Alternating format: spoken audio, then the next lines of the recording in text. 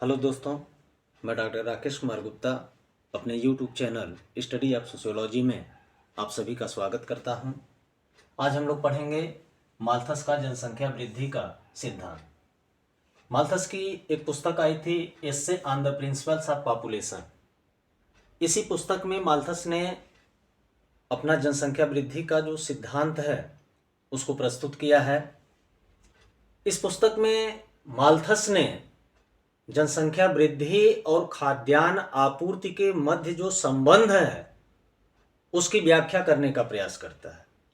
Malthus कहता है कि खाद्य पदार्थों में पूर्ति की अपेक्षा जो जनसंख्या में वृद्धि है वह बहुत ही तेजी के साथ आगे बढ़ती है, और यदि इस जनसंख्या पर किसी भी प्रकार का नियंत्रण नहीं लगाया गया तो 25 वर्ष में क्या होगा, जनसंख्या 2 गुना हो जाएगी। माल्थस कहता है कि अगर इसी प्रकार आगे हम देखें तो 200 वर्षों में जो जनसंख्या है, यानी 200 वर्षों बाद जनसंख्या और खाद्यान्न आपूर्ति के मध्य जो अनुपात होगा वह जो है 256:9 का होगा।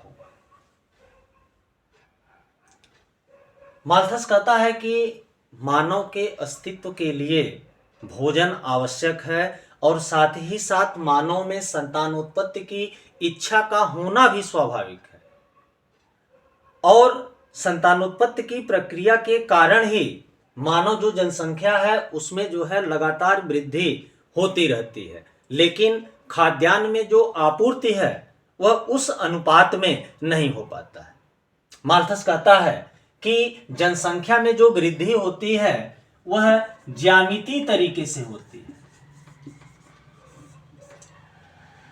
जो जनसंख्या है इसमें वृद्धि कैसे होगी, माल्थस कह रहा है कि जनसंख्या में वृद्धि ज्यामितीय तरीके से होती है, जैसे 1, 2, 4, 8, 16 इत्यादि। दूसरा वो कहता है कि जो खाद्यान्न आपूर्ति है इसमें जो है वृद्धि जो होती है वह अंकगणितीय तरीके से होती है। खाद्यान्न आपूर्ति में जो वृद्धि होती है वो अंकगणितीय तरीके से होती है, 1, 2, 3, 4, 5 इत्यादि। तो होता क्या है कि कुछ समय के बाद जो जनसंख्या है वह असंतुलन की स्थिति में पहुंच जाती है, और इस असंतुलन को दूर करने के लिए और जनसंख्या को नियंत्रित करने के लिए कुछ प्रक्रियाएं सक्रिय हो जाती हैं। तो जनसंख्या नियंत्रण की प्रक्रिया को जो है माल्थस जो है 2 भागों में बांटता है। एक वो कहता है सकारात्मक अवरोध, और दूसरा वो कहता है प्रतिबंधात्मक अवरोध।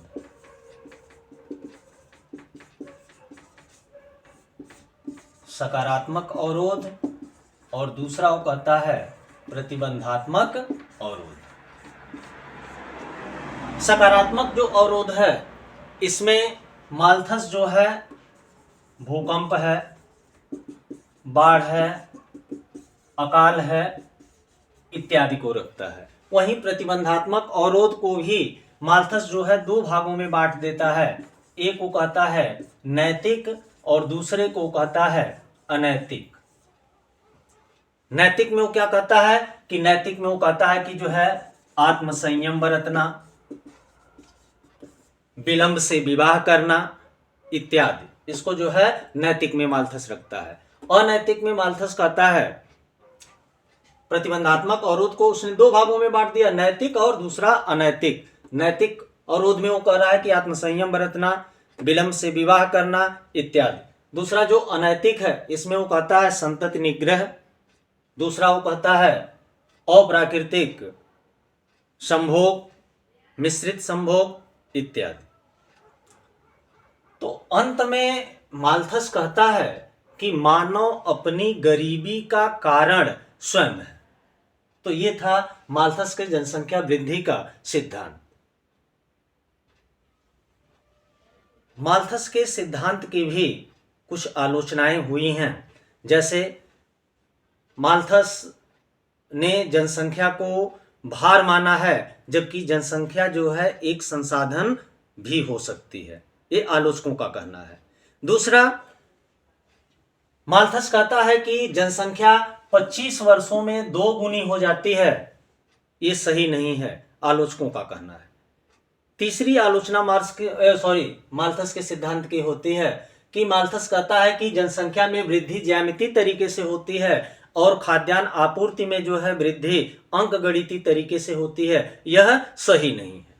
और चौथी आलोचना माल्थस के सिद्धांत की होती है कि जनसंख्या नियंत्रण के जो निवारक उपाय हैं वो जो है अव्यवहारिक है। तो ये माल्थस के सिद्धांत की कुछ आलोचनाएं थीं। अंत में क्लार्क का एक स्टेटमेंट है, वो कहता है कि माल्थस के सिद्धांत की जितनी आलोचना की जाती है वह उतना ही पुष्ट और प्रासंगिक हो जाता है। तो आपने पढ़ा है आज माल्थस का जनसंख्या वृद्धि का सिद्धांत। तो please like and subscribe my channel study of sociology. धन्यवाद।